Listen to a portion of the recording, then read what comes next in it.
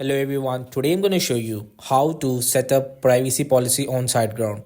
So before you creating an account, you will have to purchase the plan, and if you want to buy to premium or subscription of SiteGround, please go through the link in description.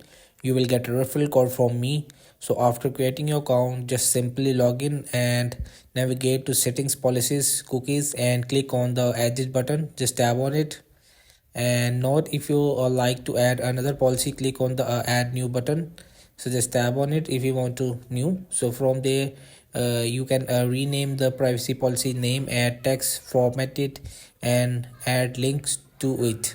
So the policy will automatically be added to your footer of your page simply. And with the creation of your site, a privacy policy page is automatically generated to add text. So hope this video helped you. Please don't forget to like and subscribe and get notified for more videos.